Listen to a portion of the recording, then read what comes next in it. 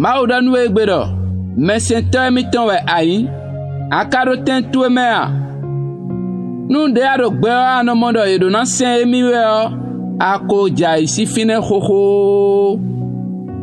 A ovia ewa sa ten to me konyayi.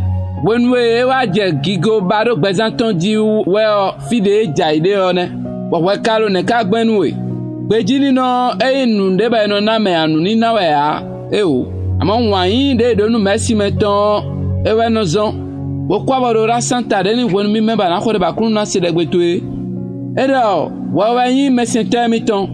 Ina hando Isaïe 49 verset 3. Ulando. Edo nu mi do. Israeli wiwa yi mesentati.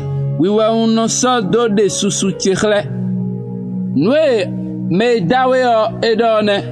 Edo wiwa yi mesentati. O mesenta eno so azoton ze dairuna. Muna winde a o vino zanle lokpodi. Ena sawe bana tite sakpanta gantu e kabi merci tuwe. Lobo anaje mi mojiro. Iruna kho temede nwemi, iruna kho susu nwemi, iruna semi.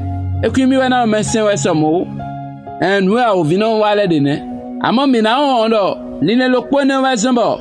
O satani wa jai sinte tome. Lobo a jai kungandia. Ana on. Nu mina diota miton wa zungigo. Midona ja susu ze gigo sinte mezenu akuno Jesu Christ di da ehongbe represent mitoma. Gan kabi e merci o awajija meto endo. Medo mekulala nindo mesenwe do apakwe ebale ni semende lebi do gandi me. Ini semeo ele de khledo. Ini no gbeji kaka je wono merci o na leko akabi gan na leko adowe. Lobona na jomelo kpo di de e wa zoton gboye.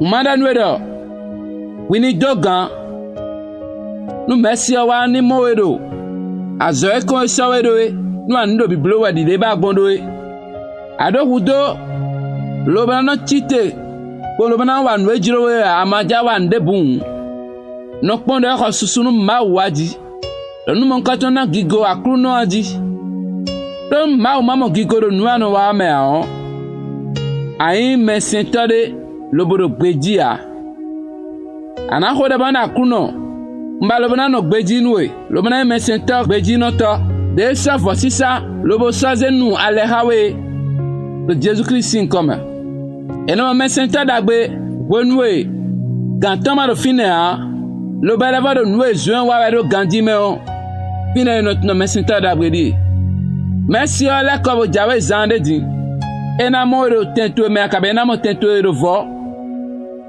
nu mama mo gigo ton do gbazanto me an anatundo nu devo senwe ade ado ye senwe a Jesu do me koyon nu biblo ba we a amo mesenta gbeji no to le ba we de rando commentaire me le Seigneur je veux rester fidèle non me do welo e do khode gbazami ton wo o tagé me de yaba ni dogan lobo sen ganton gandi kabe merci ton gandie ba bande wade nu sen ora santa ton lo no e hon gba e won te gba na mo de ho le nkoton bonu go le nkoton po partager ma na ma dagbe nu e Jésus Christ comme me khodele amen.